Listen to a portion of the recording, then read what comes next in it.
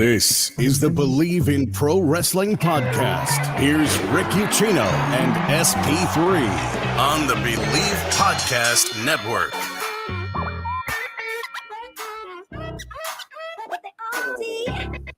Good Tuesday afternoon. I mean this with my whole heart. It is so great to be back here with you guys talking about professional wrestling. Thank you guys to everybody who reached out, who, just sent me a message, just checked in on me these last couple of weeks. Feels like it's been forever, SP3, since I talked to anybody.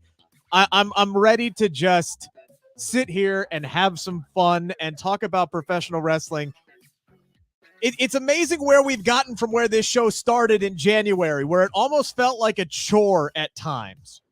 I honestly feel like wrestling is back across the board. Last night's Monday Night Raw, while not perfect, SP3, I think we can agree on that. It was just a fun escape. Watching 3 hours of Raw isn't a chore anymore. And it's more than just that. It's genuinely entertaining.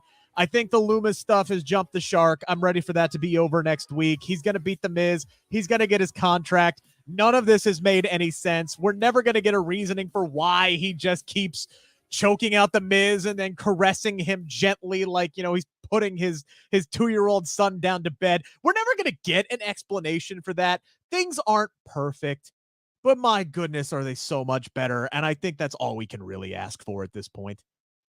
Wrestling is good. It is good across the board. I could watch on a Friday night, this past Friday, I got to watch Impact's biggest pay-per-view of the year. At the same time, I'm watching WWE SmackDown. At the same time, after SmackDown, I'm watching AEW Rampage. At the same time, I'm missing GCW.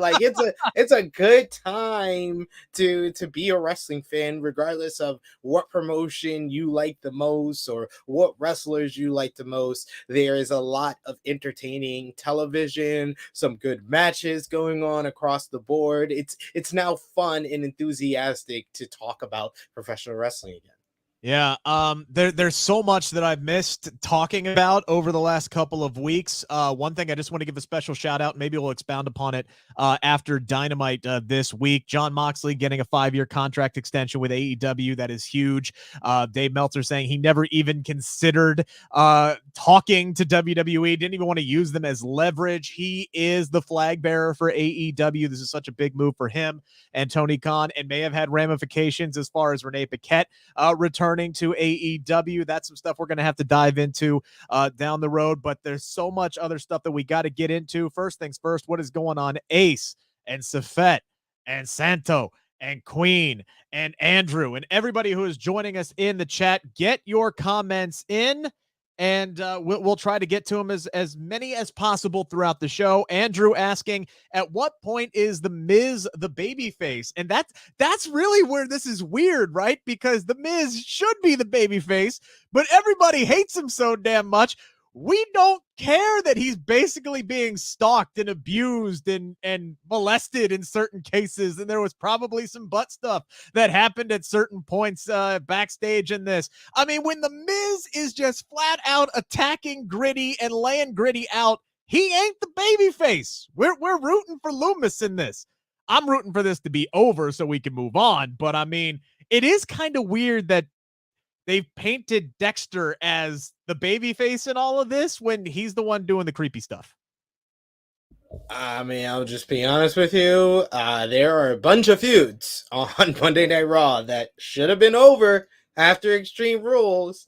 Loomis and Miz, the fact that Loomis didn't get a reaction for the table spot that they probably worked on and tried to time so perfectly, and it didn't even get a reaction. The only reaction the segment got was for people wanting someone to actually get some cake in their face because Maurice Maurice missed. So yeah, no, that Brooklyn crowd was good last night, and they did not react to Loomis and Miz. This is a sign that this should be over after next week.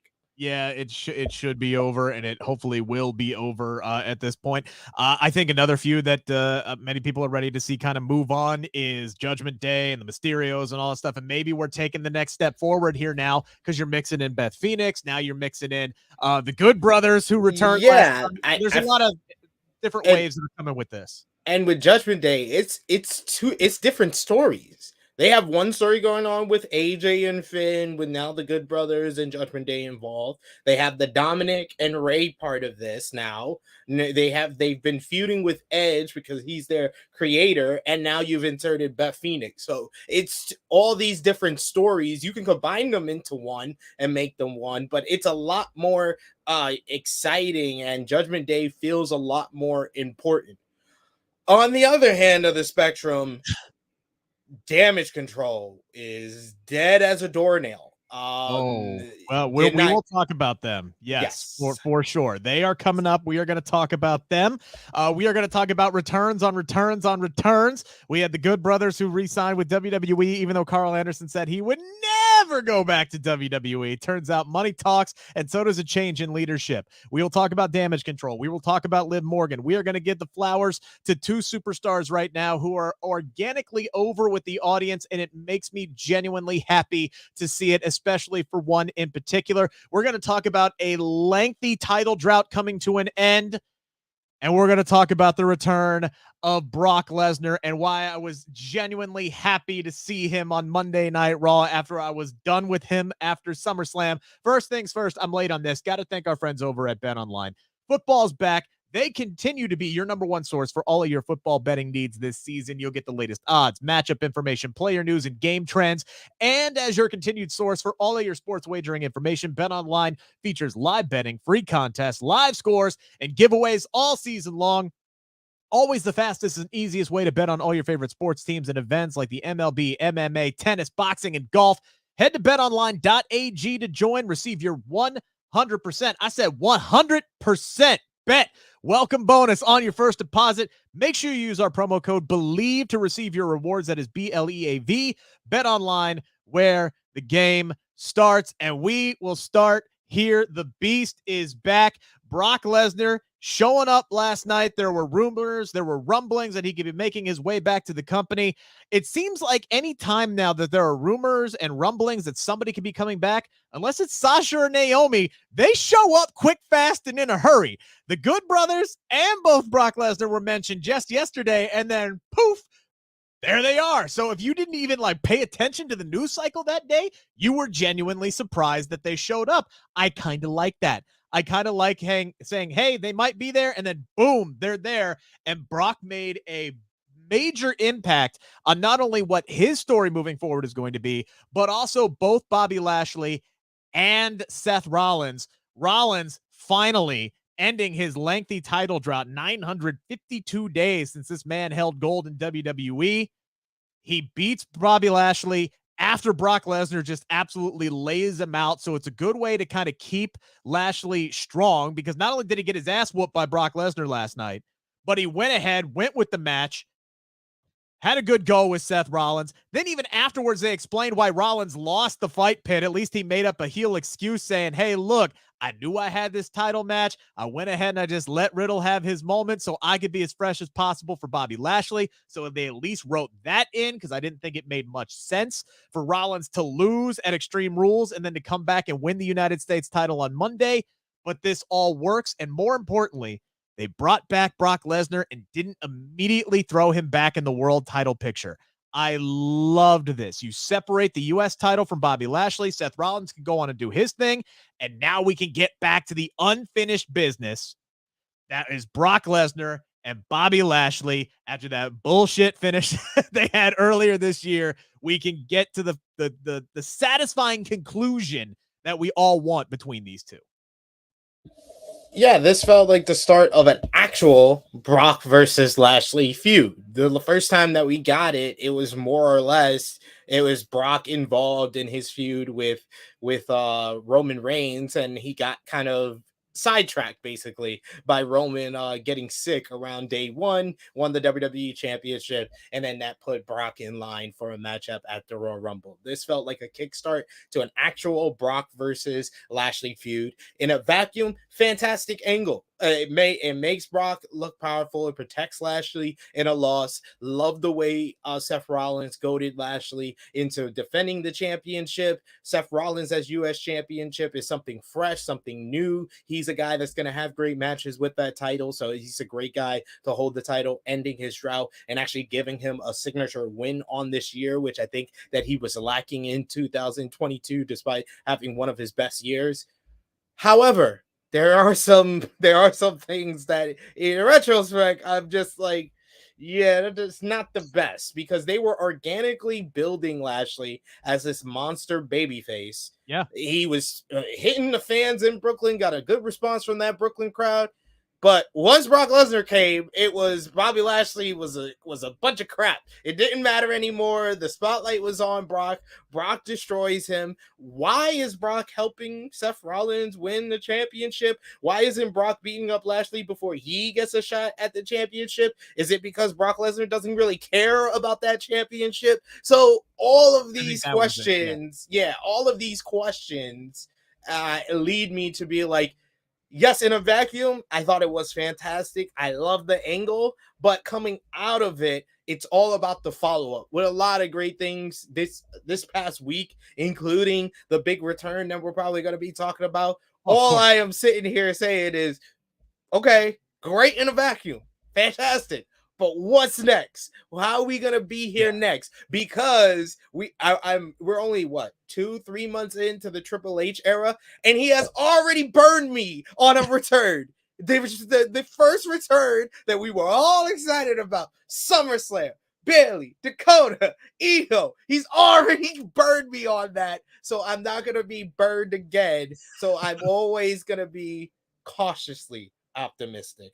But Brock versus Bobby, I think it's a great match for Crown Jewel. It makes sense for Brock to be back for that show. So, hey, Bobby Lashley's in the top match. That's all that matters. Yeah, so I think to kind of answer some of your questions there, at least this is what I'm reading into this, and I always read into things, so take it with a grain of salt. This was 2 weeks in a row that Lashley dropped Brock Lesnar's name, that he beat Brock Lesnar. Brock Lesnar ain't going to sit back and he ain't going to take that. He ain't going to let you brag about beating him when you didn't really beat him. You got a massive assist to win that matchup.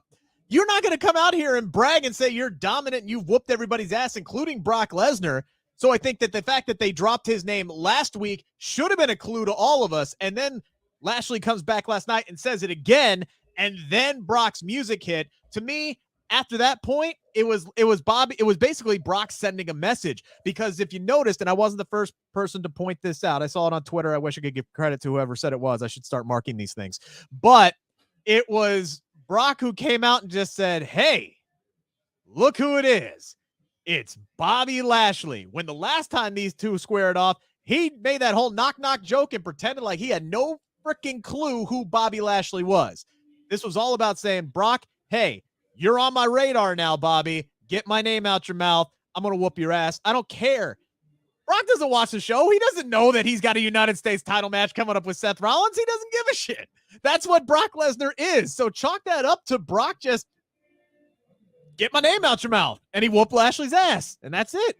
But like I said, it does diminish the U.S. championship, because it causes a bunch of questions of, I mean, if he was going to destroy him, he should have destroyed him to the point Lashley shouldn't have got up for a U.S. championship matchup. So, yeah, like that's all fine and dandy, but it doesn't answer a lot of the questions that I posed. Yeah, and this is part of the conversation we're going to have when we get to Damage Control, because Triple H is trying to do so many different things. He's trying to kind of like resurrect so many people and things, and he's working against himself in some of these situations, because he has spent much of his time rebuilding up these mid-card championships, and then in one fell swoop, he brings back Brock Lesnar, who just flat out doesn't give a shit about mid-card championships. So it's kind of like he's playing tennis with himself. He's like, all right, Boom, we built up the United States title. And then here comes Brock Lesnar on a little dink, and he just spikes it into the ground and says, fuck your United States championship. So he's basically playing tennis creatively with himself, which is going to be difficult because you are trying to fix so many things that are going on at one time, which, again, when Vince was in charge, you know me, I would nitpick that shit to death. But subtle improvements. Not everything is going to make sense. Not everything's going to have a whole lot of continuity because, again, he's just trying to fix so much stuff. That's what I'm going to chalk up to this. The United States title is still going to mean something, especially since it's on Seth Rollins, which is another thing that I love about this. Raw doesn't have a world title, except when Roman Reigns decides to grace us with his presence on Monday night.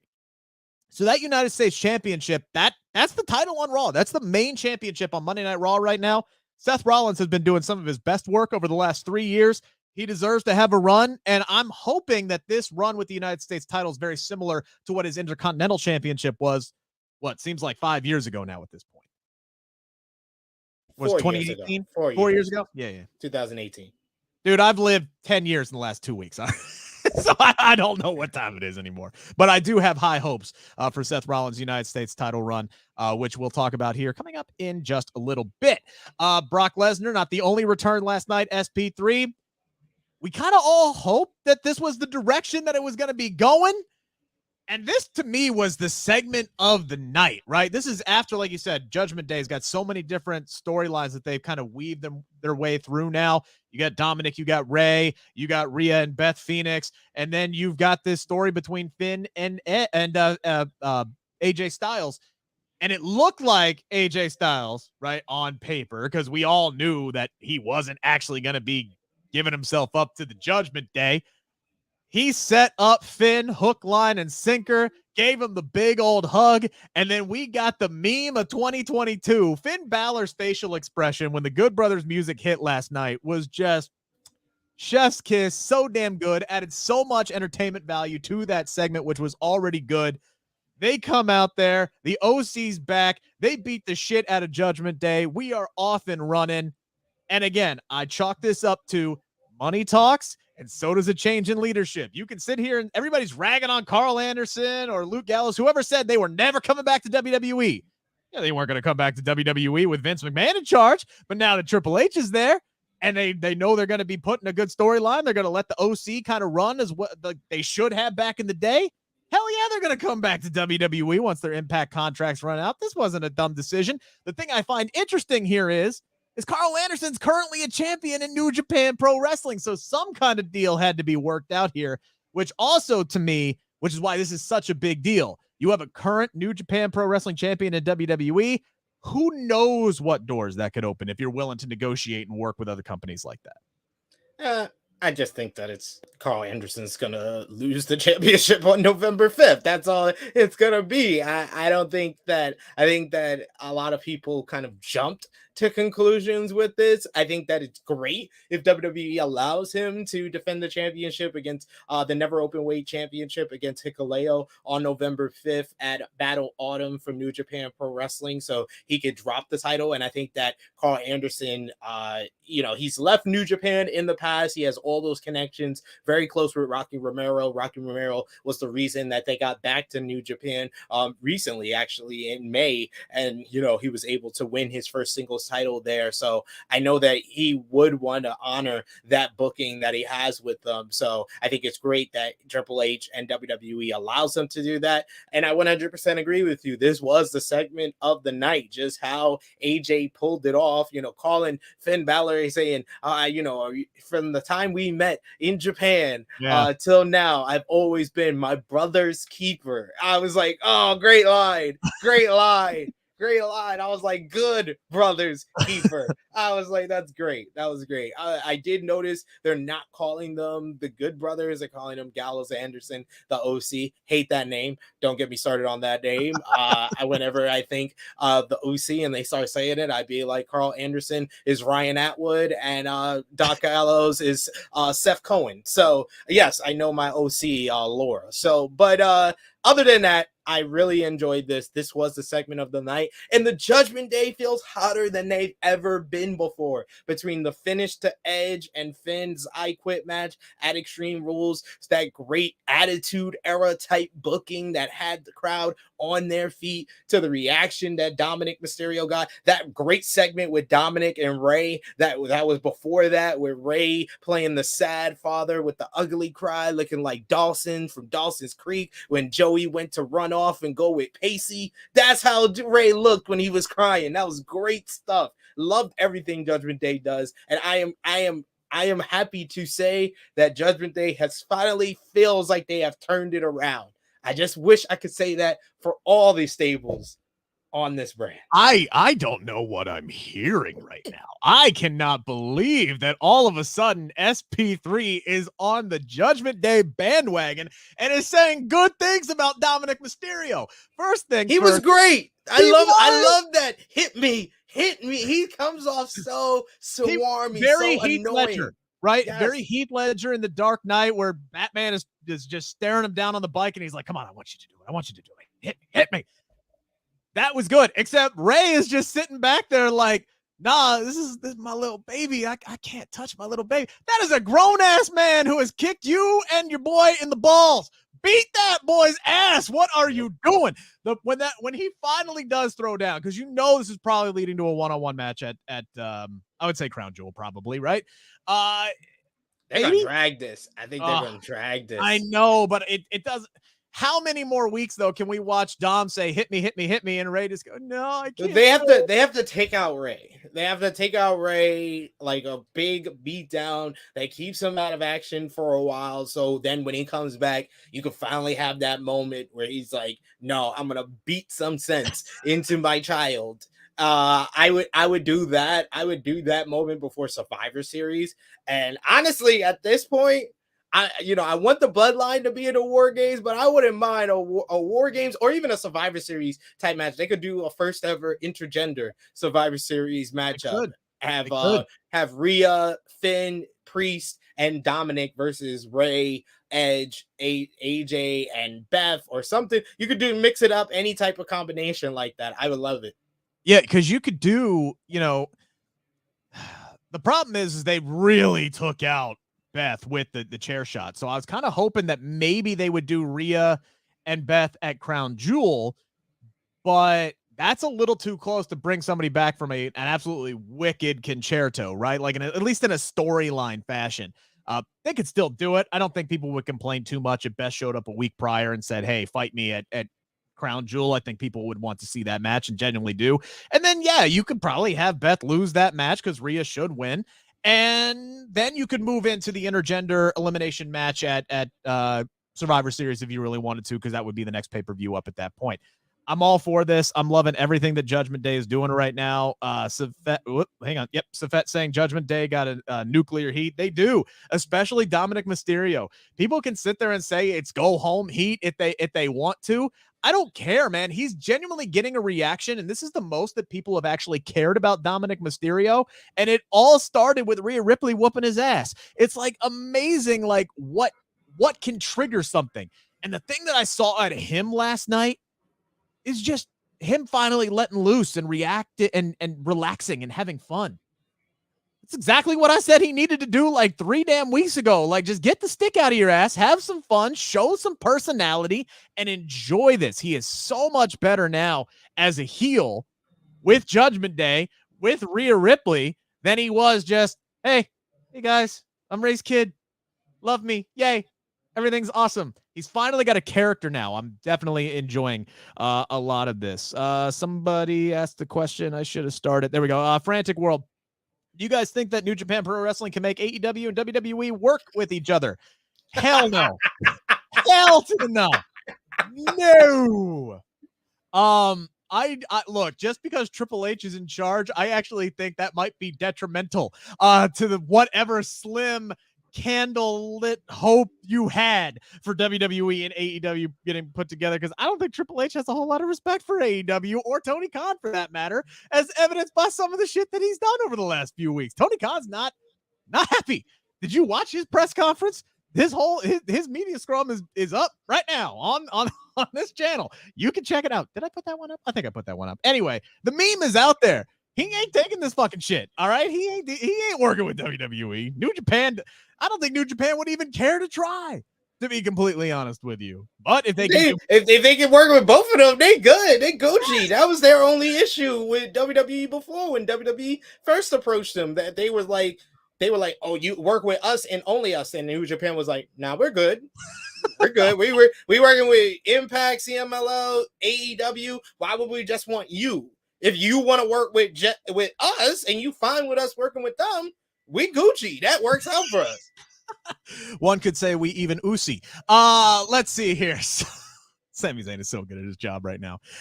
So again, we had the Good Brothers return. We had Brock Lesnar return. We had Bray Wyatt return. We had the return of LA Knight. Yeah. And apparently Triple H ain't done though. Wrestling Observer says Triple H is basically trying to sign everybody back, SP3. He wants anybody who's available that was in NXT when he was running things down there. He wants all his kids back, right?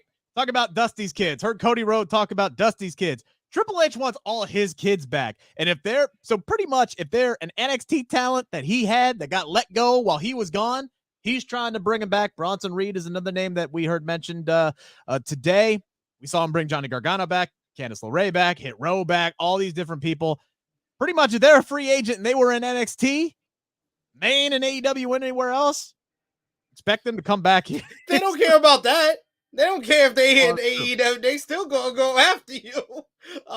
I would say I believe that Bronson Reed will be back with the company just based on how everything went down at New Japan Pro Wrestling Declaration of Power with his match with Okada. He had a really good matchup, good big man versus a little man type of battle. But after he lost, he basically showed respect to Okada and shook hands.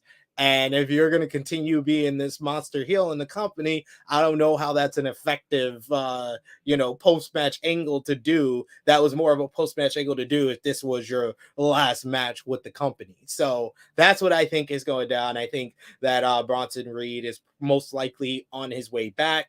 I also saw that WWE is interested in my boy Matt Taven. Can we talk about my streak, though? I have a streak, Rick. Since I started doing interviews in 2018, when I interview someone, they get signed. I interviewed Austin Theory. He got signed 6 months later. I interviewed Mia Yim. She got signed that weekend. I interviewed LAX. They got signed by AEW. I interviewed the Good Brothers just 6 months ago. They got their check from WWE. And so is Matt Taven next? I recently interviewed Matt Taven. So seeing that WWE is interested in him, I was like, the streak is going to continue. But it's Triple H basically trying to continue the pops, but he is going to probably get into a situation that Tony Khan is in right now. Exactly. That was my question. When is it going to reach too much? It's getting close. It's getting very close. It's already getting close because we're already seeing cracks in the surrounding with people that just came back, already losing matches that they probably shouldn't be losing. So, and I know to WWE, wins and losses don't matter. They do when someone is coming back and you need to establish them in your company. Wins and losses do matter then. They don't matter all the time. I think it should be a better saying for them. But I think that it is going to get to that point. I think we're like 1 or 2 signings away. I think the only people they really need is like more women. If they get more women signing, I was going to say, if you want to bring in Mickie James, Tennille Dashwood, I'm fine with that. I don't want them to do what they did to Mickie like they did last time, and you could say Triple H won't do that. That was a different era. No, I'm good. Mickey can continue her last rodeo. Maybe Sasha and Naomi, obviously. Yeah, that's it. Naomi. That's it. Yeah. That's all they really need. They need some women signings. They need Sasha and Naomi for that tag team division. They need Sarah Logan to go with Viking Raiders, and maybe 1 or 2 more women like Tennille Dashwood can come on in and fill spots. But men signing, they've reached their capacity, in my opinion. Unless they're going to bring in like Taven and Bennett as a tag team, they could need more like established great tag teams like that. That would be good, but we're getting very close as far as male single competitors. They need to stop. Yeah, I mean, especially if you ain't taking the world title off of Roman Reigns anytime soon, unless you're bringing dudes in just to fight Roman Reigns and lose because he's already beaten everybody else on the damn roster. You're already giving a title shot to what's his name? I forgot his name. Logan Paul. Logan Paul. Thank you, Logan Paul. So yeah, I don't know. It's interesting. I think they are getting close. I mean, it was so obvious that when they did all those budget cuts, right? They cut it way too deep. They cut the roster way too deep. We were watching the same dudes wrestle every week, in and out, over and over, and the product was getting so stale. We're like, dude, you cut your bench. You need to get your bench back up. They got the bench. They got plenty of bench now. Like, and that's good, right? Because you don't have to feature everybody every single week. You know, when the hell was the last time we saw Ciampa? Was there a reason that he got written out that I missed? Like, They added a line in Miz's segment last week where he was like, "Oh, I haven't seen Ciampa in weeks." So yeah, so I don't know. We'll see what happens there. Maybe he's hurt. Maybe he's taking some time off. I don't know. But that's the thing, man. Is you got your roster so deep right now. Guys can afford to take a couple weeks off. Kevin Owens wasn't on Raw last night. I don't think. Did I miss him? So he hasn't been on Raw the last 2 weeks but he was on SmackDown. Yeah, right? he was on SmackDown. Yeah. Okay. Yeah. If I say something that's incorrect, by the way, y'all, please correct me. I've been in and out the last couple of weeks. All right. I've seen a little bit about a little bit. But what I did see last night was the DX reunion, SP3. How'd you feel about the 25-year celebration last night? Folks, we don't got that much time. Let's get to the 5 count. I did see a lot of people who were saying that it fell flat, it fell corny, it fell old. I'll say this much. I think it's supposed to, because what was cool 25, 30 years ago, it tends to get old for the newer generation. I think they kind of did that on purpose. I did see somebody say that Marcel says they missed an opportunity. They should have let Bray attack DX. Yeah, maybe, but unless he's going to be feuding with any member of DX, what's actually the kind of point in that? And they're not going to put Triple H it puts him over. All they had to do was cut the lights when they do the line. They get all the catchphrases in. Oh, you got not 2 words for you. You suck it. And then the lights go out. Then you hear he's got the whole world in his hands. And then the lights come back on, and DX is all laid out with the puppet people behind around the ring. That puts them over. That gives us an angle for the big Bray Wyatt return that everybody was watching this show for, and you didn't follow up on it with nothing. That little video package, revel in what you are, that was nothing. They should have at least done something like that. And with the way I just wrote it, Triple H doesn't take a bump. He just lays down. Yeah, basically the Ric Flair treatment, right? Yeah. Here, we're going to put you behind a closed door, then we're going to lay you on a jacket, and Batista's going to drag you across the floor. That's pretty much exactly what's going to happen. So, yeah, I guess they could have done something like that. But, again, it does build intrigue. You know he's going to be on SmackDown. He needed to be on SmackDown anyway because Raw's roster is too deep. They need another singles competitor. And they have added a bunch of acts over there on SmackDown now, SP3. You should be happy. We get Legado del Fantasma. We get LA Knight, who's now back as a singles competitor. He's going to be wrestling Mansoor this week. And yeah, now they have added Bray Wyatt. We will talk about Bray coming up here in a little bit, but let's dive into this, shall we? It's time to answer the 5 count on the Bleav Podcast Network. So Seth Rollins wins the United States Championship last night. That is gold for him for the first time in 952 days, which is insane to me, SP3. But there's actually a lot of title droughts that are going on in WWE right now. What is the next one that needs to come to an end? I have a feeling where you're going to go with this one, but I've been wrong before. Kevin Owens. I knew you were going to go. Kevin Owens all day, every day, twice on Sunday. Kevin Owens' drought needs to end, and it needs to end with him and Sami Zayn defeating the Usos for the undisputed WWE Tag Team Championship. Would you like to take a guess at how many days it has been since Kevin Owens has held gold in WWE? I mean, it's been since 2017, Rick. I know. That's 5 years. 1,922 days. The last time he held gold was the United States Championship, July 7th, 2017. I got some other names for you. How about Baron Corbin? 1,759 days. United States Championship, December 17th, 2017. I'd like to see him I like Baron Corbin. I think he has been a key cog on a lot of things. He eats a lot of shit. He does the job for a lot of people. I'd like to see him actually have a chance to have a little bit of glory someday in WWE. I wouldn't pick him necessarily over Kevin Owens. Here's one that I think should happen sooner rather than later. How about a guy who hasn't held a title in 4,197 days? Granted, he was retired for most of that. I would like to see Edge win something at some point. I would like to see Edge win something. Alexa Bliss is another one. 858 days since she last held the women's tag team titles on June 5th, 2020. But if you go for singles gold, it's been 1,547 days. I would love to see her finally get featured back in the main event scene. And here is actually my choice. Mustafa Ali, never. As long as he has been in WWE, he has never held a championship. I think you have set up something nicely earlier on.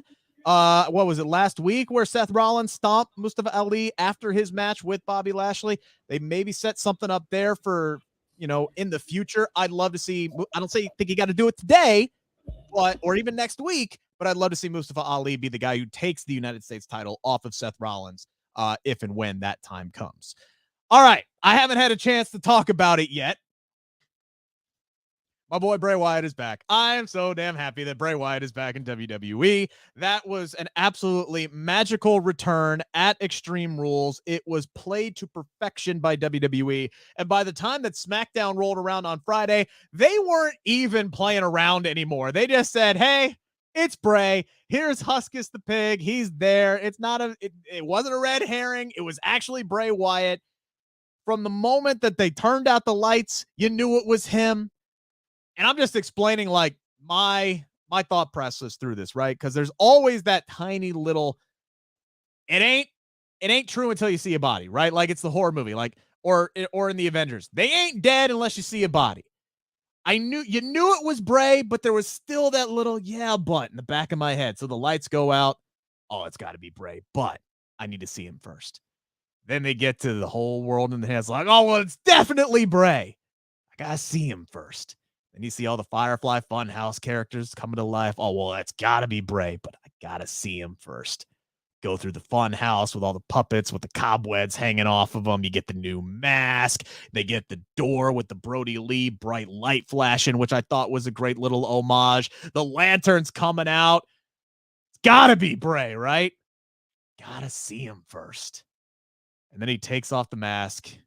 And then the sound and the joy that just exploded from my body was like I was there in Philadelphia for that massive pop, the goosebumps. You couldn't even hear the man say, I'm here. I loved everything about it. I am so genuinely happy. And immediately you go on social media and everybody's celebrating, or everybody's saying, Bray's never been that good anyway. Why y'all happy? But then you get that section who wants to compare everything, SP3. They got to compare everything to everything. Well, which return was better? Was Bray's better than CM Punk's? I'm not going to do that.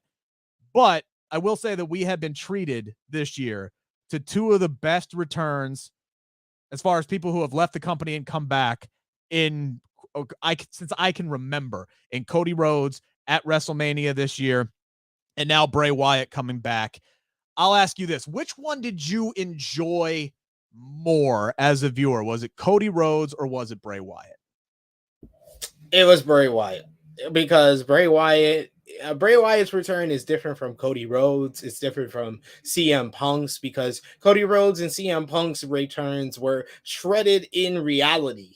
It was about the reality of the situation with CM Punk being away from the business for 7 years, coming to this company that is a true alternative to WWE, a place that he hated and made him fall out of love with professional wrestling, and regaining his love through AEW. That felt real. That resonated more with people. Similar to Cody Rhodes, the prodigal son returning. He was turned down, said that he couldn't be Cody Rhodes. He had to be Stardust when he left the company, and now he returns under his terms as Cody Rhodes with his music from AEW, with his whole presentation. That's shredded in reality. Bray Wyatt is shredded in production, creativity, and the character. That's it's so different from those returns. So I don't want to put them on the spectrum. I have two more months to decide what was the best return, best moment of the year, because this is 1 and 2 right now for me, but I don't know which one is one. But as far as my enjoyment overall for it, I would say Bray Wyatt, because from the moment that the lights went out, I was just in awe at what I was watching.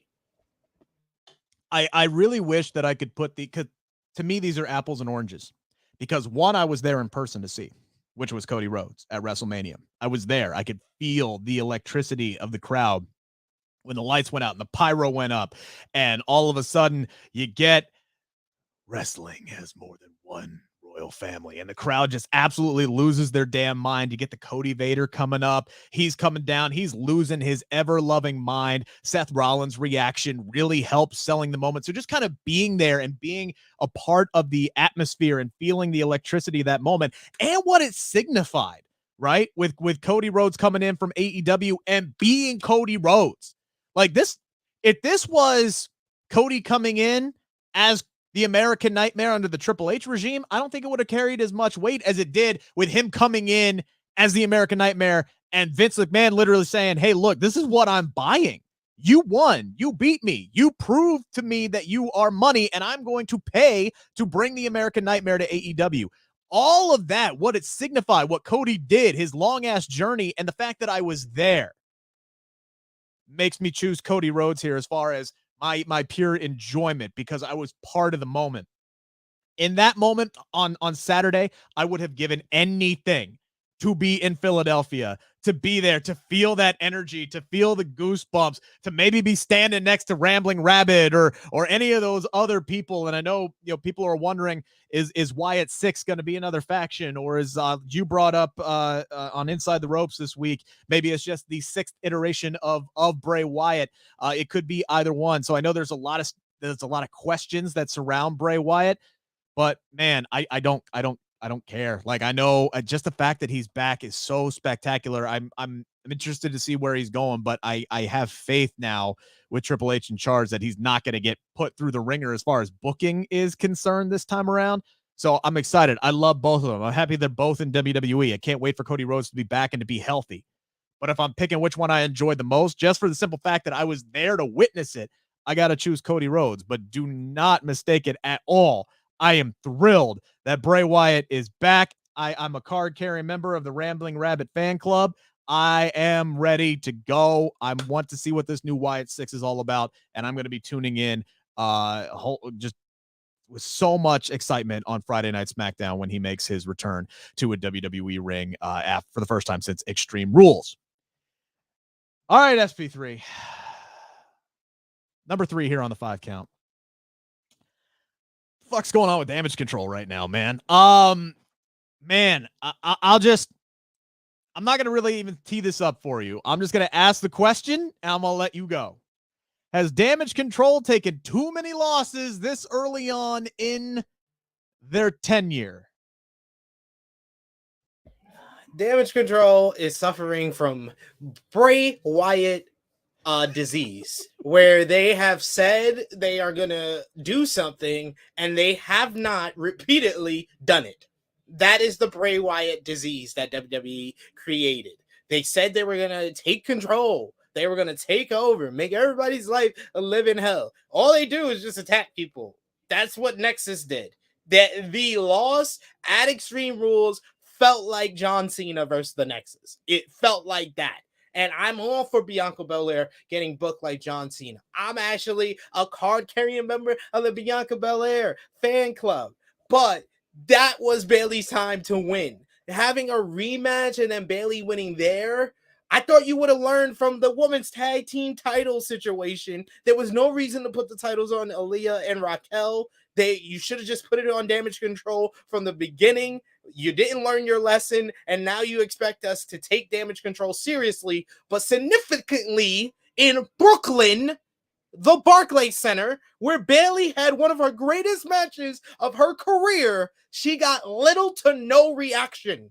That should tell you that there's an issue with Damage CTRL, and Damage CTRL needs some damage control.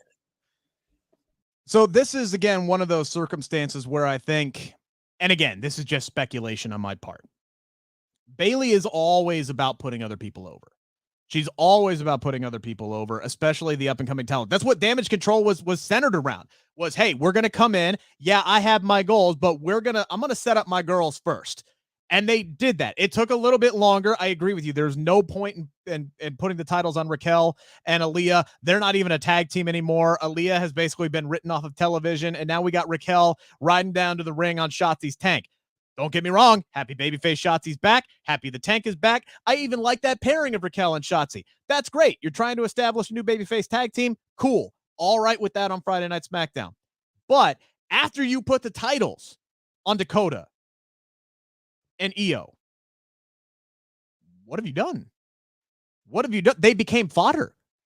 Like, if you're going to establish Dakota and Io, that's great. If you want Bayley to still lose to Bianca, fine. That's okay. But did Bianca need to, one, beat them individually, Io and Dakota, leading up to the show, and then overcome all the obstacles and beat all three of them single-handedly at Extreme Rules? It's like, okay, yeah, Bianca's great, and she's getting up to the level of the four horsewomen. She's awesome. She's spectacular. She is a freak athlete and one of the best overall performers the company has. She is a star. There's no doubt about that. In a bubble, I don't care. If you want her to beat Bayley, fine. But it's the way that they have completely had Bianca wash over Damage CTRL, and then you have Damage CTRL come back and say, well, when Bayley gets a rematch, why should Bayley get a rematch? Y'all got your ass whooped. On what grounds, other than attacking Candice LeRae, did you earn a rematch? Bianca has repeatedly proven she's better than Bayley one-on-one. And then at Extreme Rules, they proved that she's better than Bayley 3-on-1.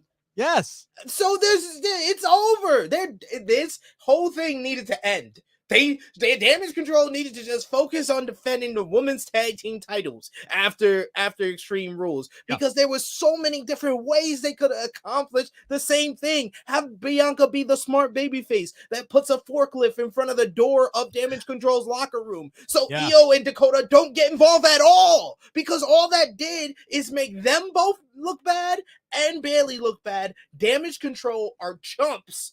They are now Nexus Control. To me. I mean, there's still time. Anything can be resurrected. Anything can be resurrected. The talent is there, obviously. The concept is still there. Look, if they could bring Judgment Day back from the dead, all right, they could bring Damage CTRL back from the dead. But again, I think this is the circumstances of WWE trying to do. The difference with Judgment Day is they got wins when they first got put together. They didn't lose. They made the dumb mistake. Edge got wins. But that's Judgment Day. He was a part of Judgment Day. That was a mistake to get rid of him, but Judgment Day had still been established as getting wins together at the very least. Yes, they went on a run where they were getting losses at major shows. Yes, but that's after you gave them the wins to establish them. Damage CTRL hasn't even gotten the wins to establish them as a freaking threat. And you expect me to be like, oh, they'll be fine. You know, Bayley will win the rematch and it's gonna be super. Look, Bayley in my mind should have won at Extreme Rules, but I can't be mad if WWE wants to continue to book Bianca strong, as she should, because she's spectacular. She should arguably be the face of the entire women's division in WWE. I have no problem. Again, I think it is the same thing, right? They're trying to do too many things at one time. They're trying to build up Io and Dakota and Candice LeRae, but also, keep booking Bianca strong, in which case, I don't know why you put them together so soon.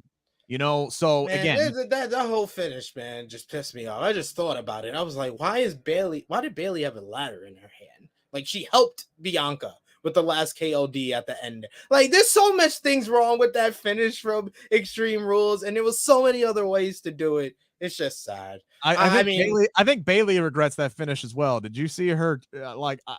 I was not expecting to see her on Raw, because she literally ate that motherfucking ladder when she got that last KOD. That looked like it hurt a lot. It was probably ill-advised in the end. Regardless, we'll see where things go. It looks like they're not done with Bayley and Bianca. I don't agree with the finish, but we'll see where they come and where they go from here. There was a women's title change at Extreme Rules. I think a lot of people expected this one. Ronda Rousey does beat Liv Morgan.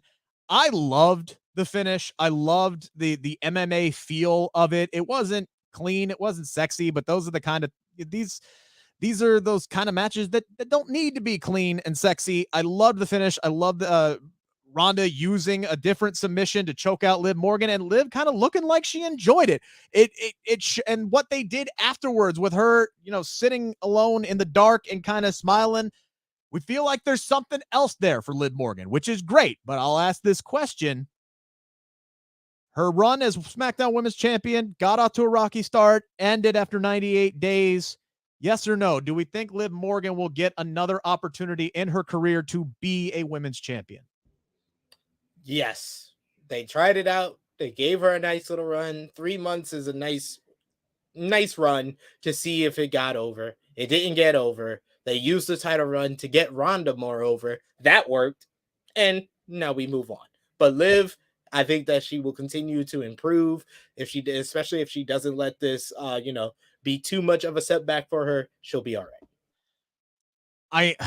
It's so hard. It's nothing against Liv, but I'm kind of leaning toward no, just because the roster really is so stacked and so deep right now. And you still have Charlotte and Bayley and hopefully Sasha and Becky still in the company. They're always going to be in the title picture. I think Asuka is going to get back there as well. Shayna Baszler is long overdue at this point. Then you have the Dakotas and the Ios and the Candice LeRae's that have been added to the roster. Then you have all the other women in NXT who are behind and not that far behind. The depth is so big and there's only so much gold to go around, and we know how quickly things can change. Look, we talked about it earlier. Alexa Bliss hasn't been a women's champion in WWE since 2017, since Ronda Rousey squashed her ass. Like, it may never have. Carmella, you would have thought, how things shook out. Naomi, they're long overdue for another title run. It just doesn't always happen. So for me, I think Liv Morgan's going to be featured. I think she's going to get a new character tweak. I'm excited to see where it's going to go. But if I had to sit here and say, do I have confidence she's ever going to win a women's championship again? I got to say no, but that's not a knock on her. I just know how things progress. Sometimes it doesn't always come back around to you. It just doesn't, unfortunately. I'm happy she got one. Last but not least, two men have gotten so organically over with the audience right now just for the work that they have been doing. The crowds love them. You see the reactions that they're getting. Man, who are you more happy for right now watching them work? Sami Zayn or Sheamus? Very happy for Sheamus. I would say that this is his best run as a babyface, and it organically happened. It wasn't as hamstrung and Irish John Cena as his first run as a babyface. Very similar to how he got over as a babyface with the Bar with Cesaro. Yeah. He's just an Irish man who likes to fight and like to beat people up and drink. Pretty simple. It works. It got him over. Very happy for him. But I'm more happy for Sami Zayn. I've seen Sami Zayn's journey since Ring of Honor, since he was the skinny luchador who always was getting abused by Kevin Steen, his tag team partner and best friend, to do evil stuff when he was a good guy, a good old friendly Canadian luchador. So I've seen Sami Zayn's journey for well over 15 years now. I'm so happy that I could say, after seeing him in armories with just 100 people in the building, that he's on the biggest stage. He's in the biggest story in WWE, and he feels like he's freaking Fonzie on Happy Days. He's freaking Urkel on Family Matters. Every time he's about to talk or he comes in the scene, you just hear the roar of the crowd. It's like that's the best character in all of WWE. I couldn't be any happier for Sami Zayn. Boy, that is such a great analogy, but I really hope that his run doesn't end like Fozzy and Urkel, where they take over and the show just takes a giant shit. You know what I'm saying? Like, when you start focusing on the background characters, on the big characters, if they become the sole focus of the show, it sucks. Did the same thing in that 70s show when they put Fez in the spotlight. It sucked, right? So I hope that's not the case. I do have faith that Sami Zayn is going to get even more over when this eventually blows up in his face and the bloodline beats his ass, right? It's going to be a sad moment, but it's going to lead to something so much greater. I genuinely believe that this man is going to be a main event player in WWE once this all comes together. It is just, that's what the path is on. But I feel like Sami Zayn has always had that level of respect with the audience that I don't always think Sheamus has. And the fact that Sheamus is now getting these reactions, is getting recognized for all the work that he's put in over the years, and people are finally waking up and realizing how good this MFer really is. Man, that reaction that he got in the UK literally brought tears to my eyes, because I'm like, fuck yes, Sheamus, good for you, dude. And now he's getting those, not up to that level, right? Because that's home field advantage, but now he's getting these massive pops week in and week out. It happens so organically. I'm so happy for him. This guy deserves this kind of run. And I think he'll win the Intercontinental Championship one day, and he'll land on that Grand Slam. By the way, I didn't mention it earlier, but Seth Rollins, now the second ever two-time Grand Slam champion. He joined The Miz by winning the United States title last night. All right, guys. That was a lot to get into. We went over. SP3 is late for work, so I got to stop yapping my trap. You can find him on the Twitter machine at TrueHeelSP3. You can follow me at Rick Ucchino, written as you see there. Oh, by the way, guys, if you're new to the show, thank you for checking it out. Hammer that subscribe button. As of right now, we're 17 subscribers short of 500. Once we get there, free cash money in somebody's pocket. One lucky subscriber is going to win $100 to either WWE or AEW shop. Check out my pin tweet. You got to retweet what is my current pin tweet right now to officially register for that, because it doesn't always list the subscribers and everything, and it's easier to get a hold of you guys through Twitter. So retweet that to officially register, but one lucky subscriber is going to win $100 as soon as we hit the 500. So like, share, subscribe. Appreciate you guys. Thank you so much. SP3 and I will be back sometime later this week. We'll keep you abreast of when that's going to be, because our schedule constantly fluctuates during the week, but we will be back. This has been a special edition of the Bleav in Pro Wrestling podcast, brought to you by Bet Online. Enjoy the rest of your Tuesday, everybody.